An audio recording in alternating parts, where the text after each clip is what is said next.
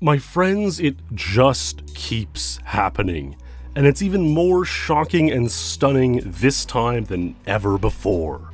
Indeed, a new GoldenEye strategy has been discovered and revealed to the world, which has cut off 3 seconds from an agent difficulty levels speedrun.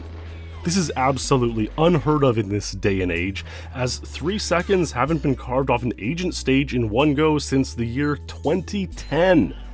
But the circumstances surrounding this event are so contentious and controversial that, well, you're going to truly have to buckle up. So pour a cup of tea and grab a cozy blanket, because you're gonna need it on this wild ride. The story of Bunker 2 Agent.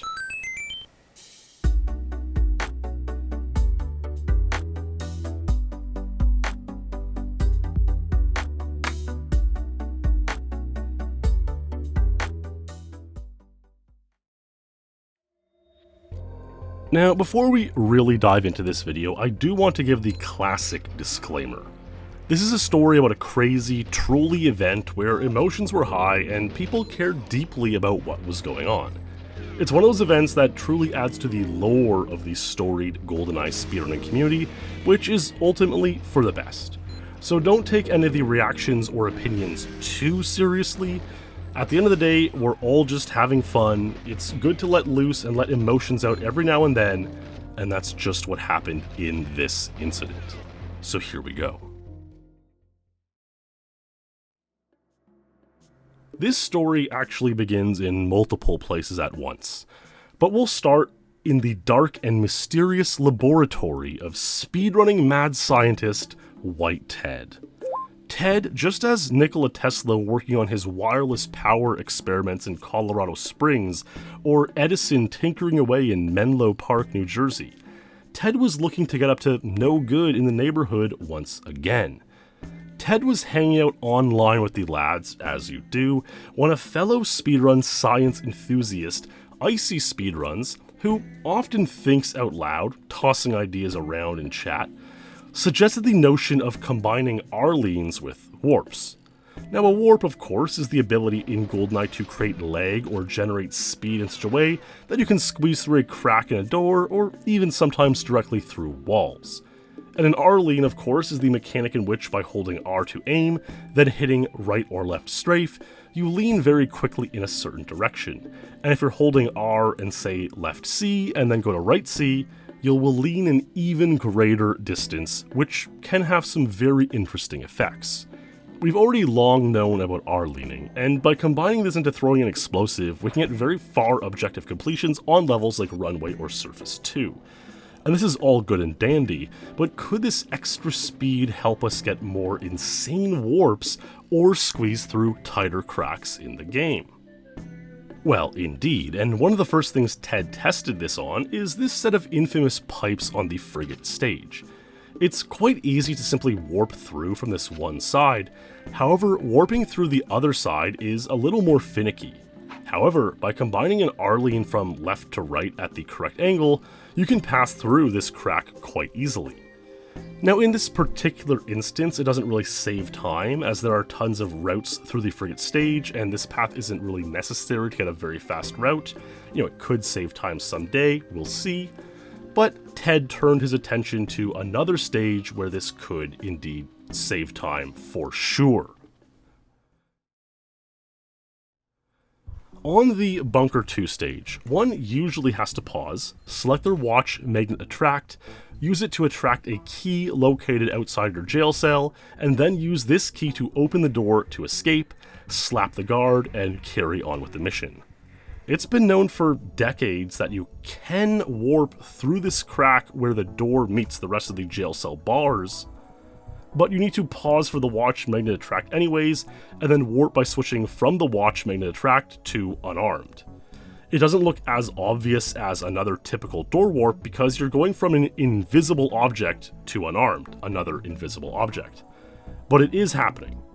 The point is, this warp doesn't really save time because you have to pause anyways, and pausing is the main time loser here, costing about 5 seconds. It's always been imagined that it would be truly remarkable, utterly amazing, magnificently marvelous, strange, and unusual if one could possibly find a way to warp out of the jail cell without having to pause. Now hold that thought. On August 4th, 2021, Canadian speedrunner and pizza aficionado Dusky had been scrolling around YouTube, as you do, when he came across the videos of an unknown GoldenEye emulator speedrunner by the name of Acadie.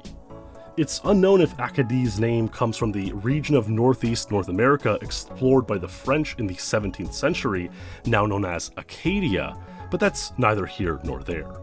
What's important is that Acadie wasn't someone who really had much interaction with the GoldenEye community in any shape, be it the N64 console runners, nor the Xbox Live Arcade re-release runners, nor the guys who run the game specifically on emulator. Acadie seems to be someone who marches to their own beat, a real maverick, which is quite rare and refreshing. So Acadie's video, which had been uploaded since about October 2020, had never really been seen by many people, with some of his videos in the single digits of views, in fact. And it's in these deep corners of the internet that one can often find strange and unusual surprises. But oh, what a surprise lay within. Sometimes it's truly incredible what lay hidden in plain sight. In Acadie's Depot Agent 23 video, he performs the infamous roller door warp by doing some kind of strange Arlene technique. This is especially notable because this warp was usually thought to require some lag, dropping some frames in order to successfully hit on console. But on this emulated run, running at 60 frames per second, Acadie still manages to hit the warp with absolutely no lag. Very fascinating.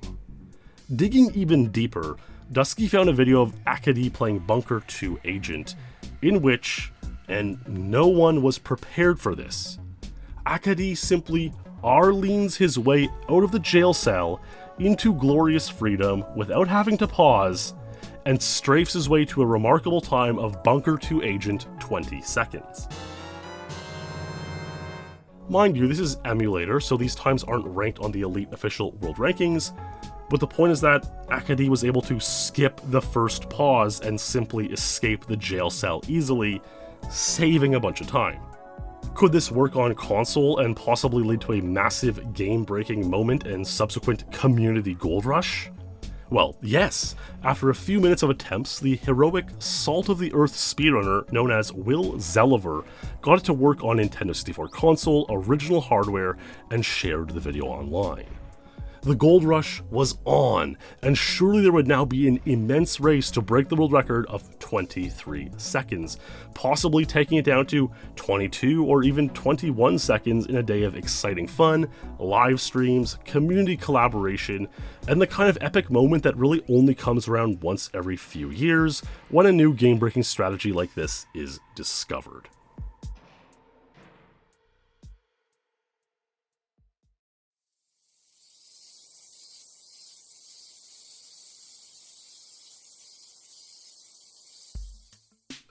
However, that is not how it played out at all. You see, you remember how Ted was investigating the Arlene warp strategy. Well, his investigations had taken place in April of this year, about 4 months before Dusky had stumbled upon a video of an unknown speedrunner performing the same. And in that 4 months' time, Ted had indeed learned that this strategy did work on console as well. Now, instead of sharing his discovery with the community, Ted did something that's been considered by some to be questionable and quite controversial. Over the following months, Ted would slowly begin to recruit speedrunners into a strange and esoteric cult, which he named TASPAP. Okay, it wasn't really a cult, but a planned horde project, a compilation of records achieved over the course of a few months, but not posted, and then revealed all at once for some excitement and fanfare in the community. This had been done numerous times before, with other horde projects and revealed world records being quite well received by the community. Ted would share his knowledge of the Bunker 2 jail cell Arlene warp strategy with a small handful of mates with whom he wished to bring on board into his TASPAP Horde project, who were all thrilled when this forbidden knowledge was shared with them. The first speedrunner in on it was Berg of Runway Agent 21 fame. He fairly quickly achieved Bunker 2 Agent 23, which was the tied world record. Of course, tying what 9 others had done over the past decade without the jail cell warp, but a tied record nonetheless, and of course they were sure that this was improvable. And oh boy, would it be improvable when another speedrunner brought in later was Callie W., one of the best speedrunners of the current era. Callie was easily able to score 23, then 22, then 21, and then after about one more week of grinding, he pushed this down to Bunker 2 Agent 20 seconds, a 3-second cut from the known record, and indeed, this small handful of runners was still keeping this all secret from the wider community for the time being. Now, of course, again, this wasn't necessarily a malicious or nefarious thing, rather a group of mates getting together and perhaps getting a little ahead of themselves in achieving numerous records in this manner. Hoarding, again, was generally looked upon favorably within the elite community, with other notable hordes being well celebrated and seen as a source of excitement and togetherness among many GoldenEye speedrunners. However, this is where it all comes full circle, because on August 4th, 2021, the TASPAPers horde was partially spoiled when Dusky and Zella managed to independently discover Akadee's videos and henceforth attempt and make work the jail cell warp on console. Kind of like how multiple people invented the light bulb or calculus independently of one another. Absolute chaos ensued. The TASPAPers were scrambling to decide what to do now that their horde had been spoiled, and so 9 members of Ted's TASPAP group immediately and prematurely spilled their beans by unhoarding their Bunker 2 agent times, mostly a bunch of 21s, as well as Callie's 20. And a mini gold rush followed, where the outsiders who were all learning about the strategy for the first time played the stage with it, easily achieving times of 22 and 21 seconds. Let me in this chat. Not everyone agrees with me, I guess. But I think most leaders at least agree. Boost? Oh, that's like a weird warp though. Yes, dude, that's right, dude. F you, Goose. Get that 21 out of here. That 20 seconds, however, does remain untied by Callie and seems pretty good. So some speedrunners did feel robbed of the opportunity to ever hold a world record with this strategy, given they may have been able to score 22 or 21 while it was still the world record, had they known about it at the same time as everyone else. This decision to hoard the game-breaking knowledge was seen as incredibly controversial by many. A number of speedrunners had been playing for Bunker 2 Agent 23 seconds the old way throughout the preceding few months, spending dozens of hours attempting the record. And the decision by the hoarding group to not share the strategy with these runners just seemed rude or disrespectful, to say the least. I mean, imagine watching a friend or acquaintance spending a lot of time trying to achieve a record, knowing there's a faster way that already exists, and just refusing to tell them about it for no reason at all. It just seemed so random who was chosen to be let in on the secret knowledge and who wasn't.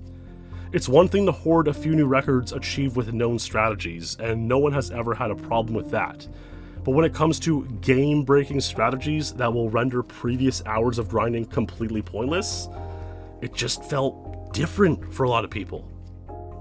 On the other side of the coin, there's certainly no rule against hoarding. I mean, it would be silly if there were. Just imagine if someone went away for a few months and lived in a Firewatch tower or something like that and had very limited internet access. It would be absurd to tell them that they couldn't play that whole time and then post their times later when they got back to civilization. Ted, who has been able to score 22 seconds with this strategy, could have done this, disappeared for months, returned at a later point in time, revealing his 22 with the new strategy, which would have been an untied world record, and I don't think anyone would have had a problem with that at all. But the sort of picking and choosing of who to share the knowledge with and who to hide it from is what I think rubbed people the wrong way. Some community members, however, weren't too upset by being left in the dark by this secret hoarding group at all, and were just excited that there was some development on a stage which hadn't seen much in the past several decades. But still, others did feel this was a completely unfair advantage, a select group of people racking up world records for themselves and keeping it from everyone else. And others doubled down the feeling that it feels incredibly wasteful to speedrun without using optimal strategies, or at least having the knowledge of the optimal strategies. Of course, one could argue that all speedrunning is incredibly wasteful to some extent, but on the other end of the spectrum, some could argue that all speedrunning, even if not using optimal strategies, could be enjoyable and a good expenditure of time. So it's really one of those debates that just comes down to the thoughts of each individual person themselves. Ultimately, a plebiscite poll was held just to gauge the community perspective on the matter. Do you agree with hoarding game-breaking strategies? Where 36 people voted no and 29 voted yes. So that really sums up just how dichotomous and contentious this whole matter really was.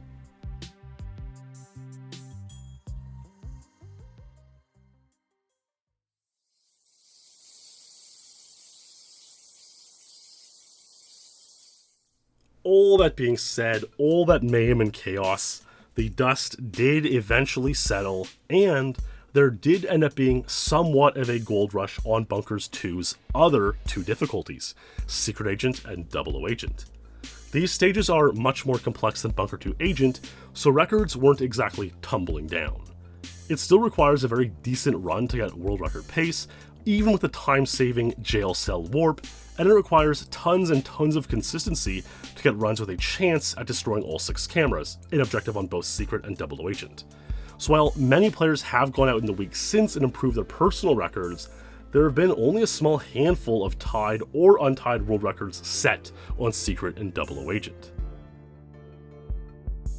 On August 8th, top 10 speedrunner Irie Butler went out there and clutched out this record of Bunker 2 Secret Agent 42 seconds, tying a record set by Perfect Ace roughly 2 years earlier. Give me 43.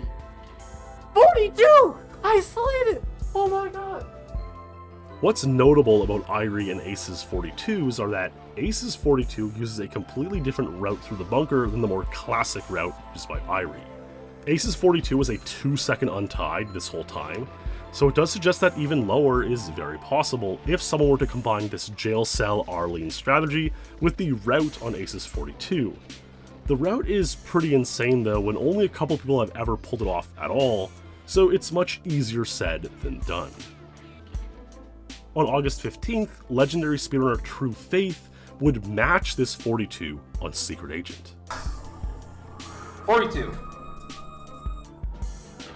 Alright. 2 days later, True Faith would get this incredible run, skipping over the record of 53 seconds on 00 Agent set by Greenonette in April 2020, jumping all the way down to 52, a brand new untied world record. Go! Oh my god! Holy sh**.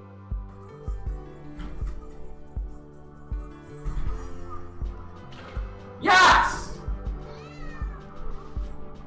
I especially love True Faith's cat's reaction to this amazing time. Yes!